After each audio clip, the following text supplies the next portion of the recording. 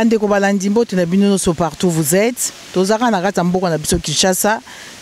Précisément tozali na Pullman donc tozali banda ya Pullman tolobi to sala moi émission oya mukie parce que bino moko bolandi RTNC la kisi ba internet e indi tozui Premier ministre Sika, au revoir Bruno Tshibala. Tous en a chatumba bien sûr. Allo ba moi liloba pour na ministre Sika parce que tout le monde makele l'été et l'eau est salamité, la ville est calme. Mais à FCC. Ton président me merci parce que Félix Tshisekedi président Abisso, il prend son temps.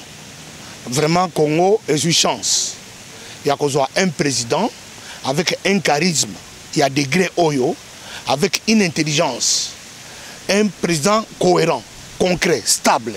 Oyonamoni Yves Le Drian, ministre des Affaires étrangères française.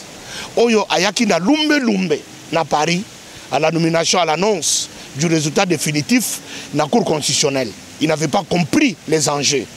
Mais Lelo, en face, Afrique, c'est qu'il dit face à face, à reconnaître à la face du monde que jamais le Congo a connu un état de droit.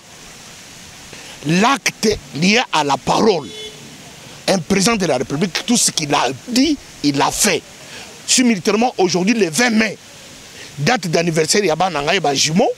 Et puis, Premier ministre Abimi, Moïse Katumbi Azongi, Francis Kalombo Bazongi, Olivier Kamikatou Bazongi, Onyoso Bazongi na kata Kisasa. Alors, événement, les lois, il na Mboka Mobimba. Va faire nommer Bisso un premier ministre, un papa, Ilukamba, un expert, docteur en économie.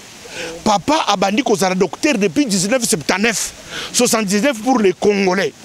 Félix Tshisekedi a eu son temps avec ses experts pour, dans son pouvoir discrétionnaire, c'est Bisso premier ministre qui convient à la place qu'il faut. Alors, il y a un ville à Kinshasa, apaisement, tranquillité, nakati mboka, et c'est puisque aïe, tout le monde est d'accord selon César Ngadi, le grand prêtre. Alors, tout le monde est d'accord et il en restera ainsi. Tout le monde est calme, calme, c'est un signe positif pour l'avenir de ce pays. Puisque ce qui est Premier ministre Barando, Mboko na minito yo, ba voiture les incolika, ba pim pololon, on les a signé Barando.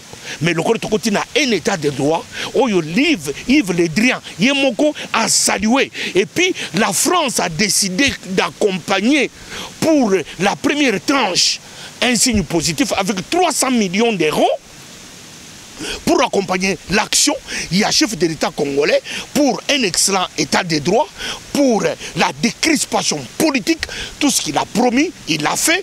La communauté internationale est endémique et depuis que jamais Congo est traversé tant qu'il y a boyé. Bande konangai bazali banda na ko bisibino Congo na kati ya Kisasa batu ba vandi na esengo moko mutu na mutu bato français ba kindi mo consent.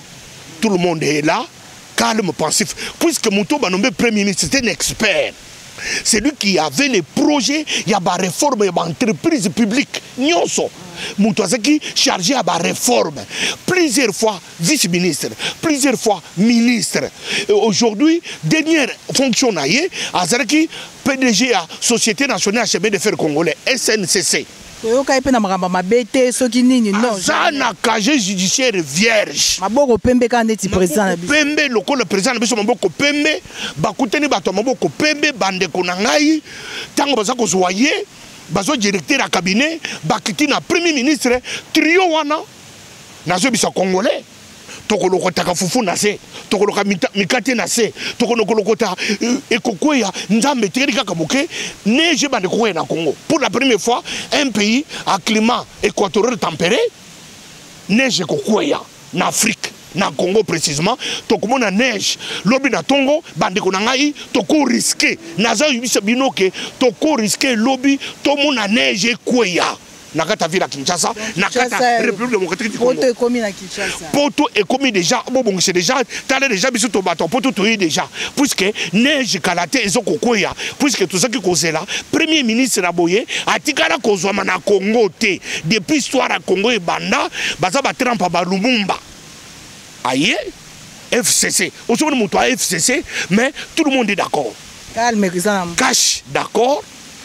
Alors, intelligence congolaise, Vital Kamel Wakani King, coach, d'accord, tout le monde est d'accord dans Kata Mboka.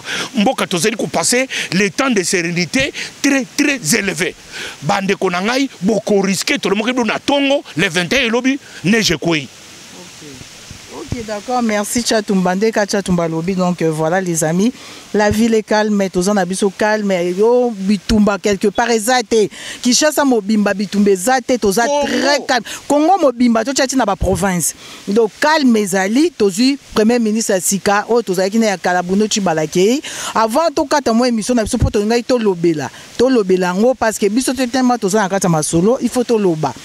Fati Maramba la Fati toujours béton. Mambazo sala isolé que les bateaux. Béton. Et c'est l'association déjà à partir de Paris. Oui. Association femme béton. Béton, Fati béton. Alors c'est-à-dire que depuis l'histoire à Congo et Banda, tout le monde a abandonné premier ministre. Ville de traverser la paix, la sérénité, la stabilité, la confiance. Confiance et renaître à Kinshasa. Bande Kobosa na diaspora. Bako Sabinote. Et c'est dit qu'on a sa confiance. Oyo, Fachi. Et ça a dit quoi? Inspiré le peuple congolais. Congolais a sa confiance absolue na Fachi. Pour se dire que le col la Fachi a demi moto. C'est-à-dire que, bon, et puis, tant qu'on a Oya, Azeki na Mutuka, na conseil spécial de Fachi en matière de sécurité, François Beya, un expert en sécurité, a fait accompagner le futur premier ministre. Bilon Tchibanan Zenze, Abiminaye, sans faire aucune déclaration fracassante, puisque traverser un bouc, il s'est dit en paix, en sérénité, Batouane Nyonso, Bazali, issu, il y a Genèse, il y a Papa Tshisekedi Etienne, Bazaba, Beko de IDPS. C'est IDPS qui dirige le pays.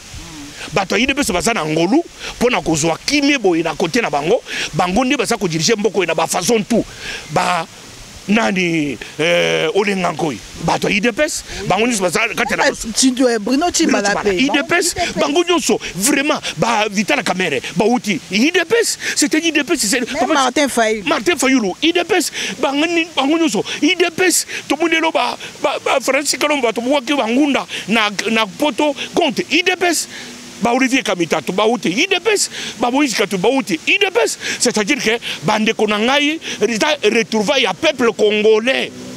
Retrouvaille à peuple congolais à Mboka. Tout ça qu'on saluait l'arrivée, il y a chef, il y a gouvernement nommé par Félix Tshisekedi Tshilombo, notre président élu démocratiquement par les Congolais. Voilà, merci beaucoup très chers amis, merci na bande konyoso bazope sa info tsunami nde to yebisa bino toza na kata mboka Kinshasa na Chatumba bozana habitude ya Rolandela biso botala biso mingi ndenge to bandaka na poto po eza sikoyo eyaka na kinte to bandaka kosala émission tout le temps na Chatumba na poto yango na air to ye a pe to kutani toza na kata pouvoir to lobi to sanga na biso to sala ba émission na biso pona kosukisa bande konyoso baotala biso Chatumba to loba makambo elekaki ya ex ministre Mususu Mende Yemo abandon le maman bêta des droits, bambila awa baosa musana bango bien ni tout ça. Lelo ekwele lié au lo banini poto si sa émission na. Ezali ko la que état des droits koti. Au salimbeba, quel que soit ton rang, quel que soit ton grade, awa intouchable la zate. Loi nezali korumibe kwa mboka. La Bible dit c'est la justice qui élève une nation. Mboka na biso justice c'est koti yango ne bomonaki basari ki lumbe mwete na ex ministre de la communication a sentir mon pépé ya fachi a sentir mon pépé wana ezali ba signal de yake mutu mon côté a ko s'échapper na actuelle loi oui c'est dit ko gérer mboka oyo yango na kisibino ke Mende au Malanga a été interpellé basa ko moi sinaye a été chez Damas na mesa police à côté gendarmerie à côté armée à côté et juillet et que ba yoki minute et ce qui makambo toujours à gauche droite to yibi na bisote mais ba libérer qui est alala qui na boulot côté mais pour la cause ça que mutu mon côté azali au-dessus de la loi na Congo ya Tshisekedi Félix azate mutu nyonso na se ya mobeko ne mutu za ko kambamboka oyo eza clan politique te ezali clan ya famille mon côté ezali clan ya région mon côté ezali mibeko mutu ezali ko kambamboka oyo tozali ko benga état de droit oyo Yves Le Drian ministre des affaires étrangères française à reconnaître à la face du monde que Congo depuis banda Congo état de droit nanu munana boyete. OK, d'accord, merci beaucoup Tchatumba.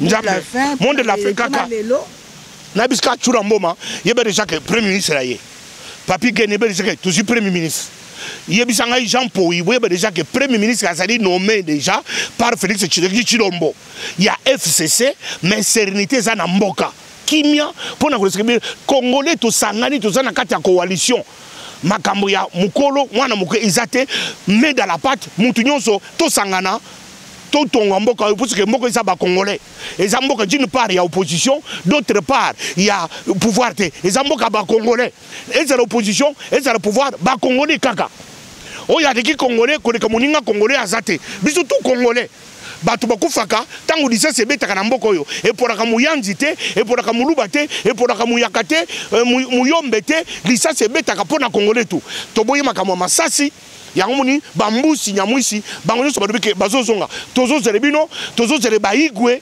bozonga na kati ya mboka na bino il y a de la place pour tout le monde nous voulons le Congo de tous nous ne voulons pas le Congo d'exclusion bato moso basa libanda ba nyoko maka bakoko nyata na mboka te non eza mboka ya ba congolais nyonso aza na place na kati ya mboka oyo mutoko na mulimu ya kokabola congolais aza na sikate naza kozela bino bato bozo finga na boto botika ko finga puisque mutu azaki lokola soutien na bino na kata poto na makambo atiki na ye Moïse Katumbi azongi arbito tonga mboka boza suna raison te bo continuer ko sala makambo boza ko sala Tozo de la Fayulu Madidi, soldat du peuple, à reconnaître que Azonga, puisqu'il s'appuyait sur Yves Le Drian, les Français. Yves Le Drian et Golobake, nous n'avons pas d'objection si la Cour constitutionnelle a tranché dans une nation, dans un pays, qu'un président est élu à la personne de Félix Tshisekedi Tshilombo. C'est-à-dire que même Yo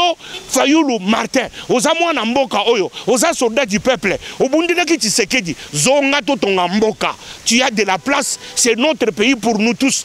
Et ça pays, il y a Batoba Nundo à parte, il y a Balouba à parte, il y a Bakongo à parte, il y a Bassoïd à parte, et ça Mboka Congolais. Tout Sangana, tout en Mboka.